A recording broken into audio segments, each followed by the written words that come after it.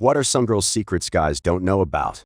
Story 1. Someone already mentioned dang size, but I'm gonna go ahead and add some more. Longer is not better. We are only about 4 inches deep. So wishing you had a huge 12-inch dong to shove inside of her won't be pleasurable. It'll be very painful. You'll be ramming her in the cervix, and that doesn't tickle. Girth is more desirable, and if you don't have a lot going for you in the pants, plenty can still be done with the tongue and fingers. For a lot of women, penetration isn't the climax. Also, if she's wet, I mean, like freaking Niagara Falls, it's basically dripping down her legs. You could probably get a baseball bat in there with that much lubrication. It's possible she won't feel you at first until you plow a little out of her. So that isn't always because you're just small. The liquid barrier is real. RIP in box. I've been trying to keep up with everyone, so my apologies if I didn't get to you. I don't want anyone to feel insecure. My point was just that the corn videos are crazy inaccurate. Most of you are far too hard on yourselves, and your dong is fine the way it is. There's tons of great advice in my line of comments from other men and women, and you shouldn't put so much pressure on what's between your legs. Story 2. Can only open so deep, and hitting the cervix is generally not fun. The person who spread the rumor that girls like long dongs was probably a dude. Some girls might appreciate a long dong, but a thicker one would be more preferred. However, we really don't care as much as you do about how big your dong is, as long as you know how to use it. If you don't know how to use it, hopefully you can get trained in other areas, such as how to use your fingers or mouth. Women show dominance in public by dressing for the people she will be around, not necessarily for men. If we hate your mom, it's probably because she made us feel less than great about ourselves and perhaps unwelcome. So we will definitely feel the need to dress for every occasion and be a little on the defensive every time we are around her. If we love her, it's because she's made us feel more than loved and welcome, and we feel more relaxed around her, like we would our own mother. If a girl tells you straight up now, she's not playing hard to get, and if she is, she's probably a little crazy. Proceed at your own risk. Story 3. Based on other things from here and from the guys. Secret 1. Sometimes girls go to the bathroom with the intention to poop, but a lot of the times it's you go to pee and had no idea you also had to poop until you start peeing. If you're giving oral, not using your hands, ignoring the being altogether, and basically penetrating hair with your tongue, you are most likely going to get a fake origami or at least fake moans. Girls hate periods and find them gross too, but we deal with them anyways. We don't like seeing the blood and clots and things that come out, and if there was a choice between a little leprechaun popping up once a month and saying, hey, you're not pregnant, or getting your periods, we'd all go for the leprechaun with the period. Sometimes girls can be moody the days before her period. Sometimes she can be moody on her period. Some girls, it's set in stone of when she'll be moody, but others it can fluctuate. She's not choosing to be that way. Her period just brings an increase in hormones that cause it. Just like drinking 6 cups of coffee in an hour would make a person wired. Story 4. I suppose guys are warned about unexpected rehabs when they get sensual education. The same way, girls are warned that discharge is normal as they're going through puberty. I see a lot of discussion about said rehabs. I guess the girl's secret would be just how frequent it was to go to the bathroom and suddenly your underwear was soaked. It was insane. This is talking about high school, middle school age, so be careful with the replies, and it could dry on them and make them crusty. It could get bad enough that the underwear could get holes in them if they go long enough without being washed. Sorry for the grossness, tween girls can be insanitary too. I should add to this, by the way, the comment about how people learn about unexpected rehabs and discharge. The more I'm thinking about it, the more I'm convinced it came from reading magazines targeted at teen girls. I think M was one, but they used to mention the discharge all the time, and I'm sure I heard about renobs from that as well.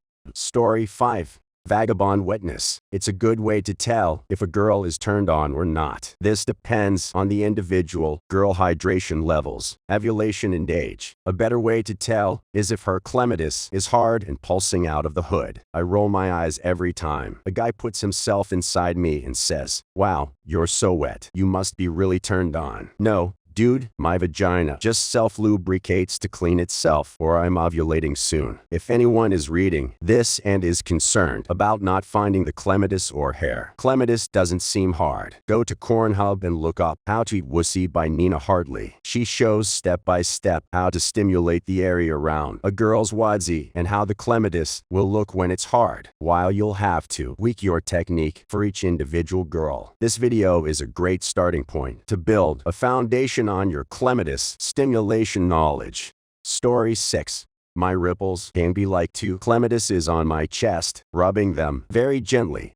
Looking being kind equals, I get super wet and aroused. Usually when I touch myself, I stimulate a whipple at the same time. I don't know why dudes don't try this more when I ask. Most go at my chest like they want to smoosh my boob like dough, or suck a whipple like they're angry and trying to lengthen it. What I think they don't get is there's so much versatility in the body. I like rough play too, but tender play is a whole other lovely world. Story 7. Period sucks overall, but they are very different depending on the girl. Some women get emotional, some are completely normal. Some periods last for 8 days, some last for 3 days. Some girls are in extreme pain, some just have mild discomfort. Some flows are very heavy, some are very light. I'm on my period can mean anything from sorry I'm completely incapacitated or I'm just feeling a little worse than usual.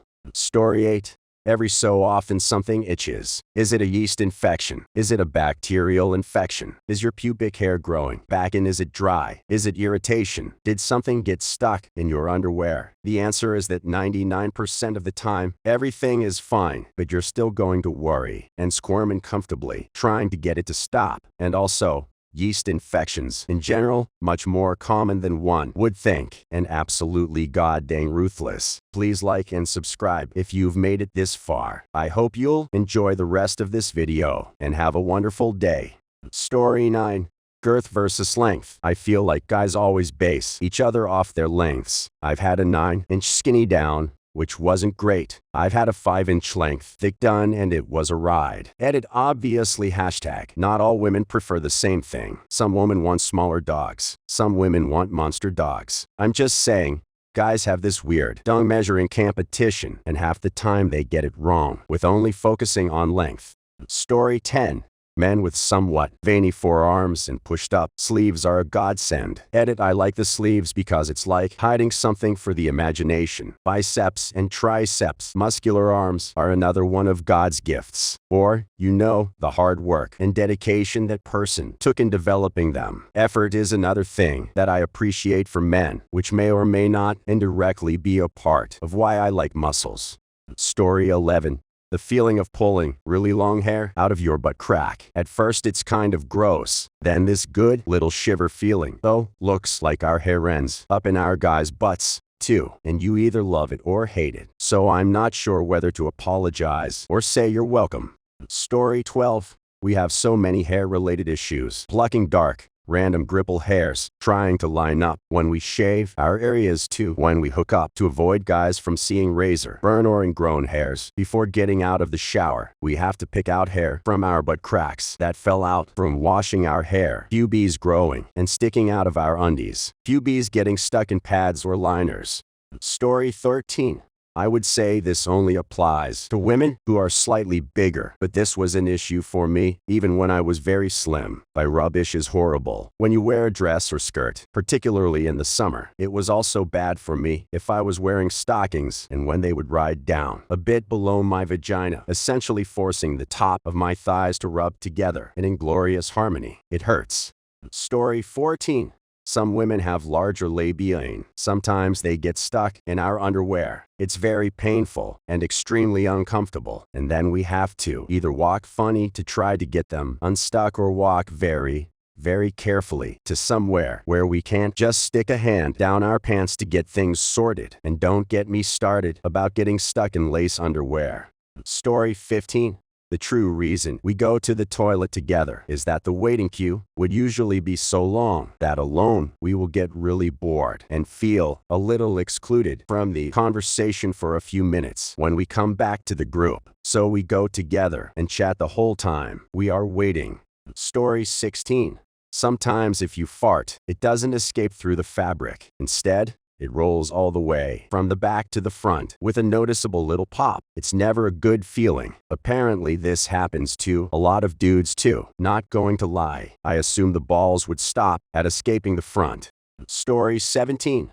Sometimes a hug will do a million times better than trying to get me to explain why I'm upset, largely because I'm probably overwhelmed with my feelings and need to process them before I can explain them. The fastest way to process and get them out. A hot to feel loved. Story 18. When we say, don't stop during boning, it means don't stop doing what you're doing. Don't go harder. Don't go faster. Just don't stop doing it exactly as you are right now. It seems that when this is said, the guy speeds up or starts messing up the rhythm. Story 19. After you go to the bathroom and you have discharge in your knickers, pulling your knickers back up again is the most horrific feeling. It gets cold very quickly while you pee. Cold, wet, and slimy. Discharge knickers. Imagine that all day long. Story 20. Girls are particular about their hair products. It's not as being overly superficial or picky when your hair is long. The right shampoo, conditioner, drying routine can be the difference between soft waves and a dry ratty mess. Story 21. The feeling of having a fart bubble popping forwards and squeezing your thighs to pop it. Wow, I didn't expect this to blow up. Today I learned those guys get this too. Now I have a mental image of dogs flapping up like the lid on a kettle. Story 22. If there are any men fashion designers on here, women who like dresses want pockets in the dresses. And don't mean you're my babloobies, I mean on the actual skirt part. I love my dress with pockets. Story 23. Might not be a girl-exclusive thing, but I personally need a lot more foreplay to actually enjoy doing it. Most of the time, I can't get away from strict penetration, no matter how badly we both want it. Story 24. If you bone without a condom, we need a good few minutes after to let everything drain out of us. I always tell my boyfriend, be right back, got to go ooze, because I love seeing the cringe. Story 25. Being on your period is the worst. Try being super corny, but not being able to wank because everything is just one big slimy mess down there. Story 26. Sometimes we have to take the extra long stride too, because period blood and discharge can make things sticky down there. Story 27. Some of us get extremely corny during this period or a little before that. Not the best timing, and not so many men dig it. Story 28. When you hold your bosoms, when you walk up the stairs, they don't jiggle because that's uncomfortable. Story 29. We are almost always at least a little wet. It's not that you're hot. Our bodies just need to be able to function. Story 30. Sometimes when we pee, a stray drop or two starts to roll across our butt cheek. Or maybe that's just me. Story 31. Our favorite bra hasn't been washed in 2 weeks. Edited as winter, so maybe I should have said 6 weeks. Oops. Story 32. Some women get blood clots in our periods, and it feels like you're giving birth to a jellyfish. Story 33. Sometimes we stand up and things just gush out of us. We always think it's our period. Story 34. How slowly we have to pull out a dry tampon in order not to rip our vagina tissue out. Story 35. Some guys don't understand how different many girls look without makeup. Story 36. We need to pee right after doing it to reduce the risk of getting a UTI. Story 37. Sometimes a pubic hair gets stuck underneath a panty liner. Ouch. Story 38. We get so turned on that our clematis actually hurts sometimes. Story 39. Some girls like squeezing their blue bees. Story 40. Some of us have to shave our toes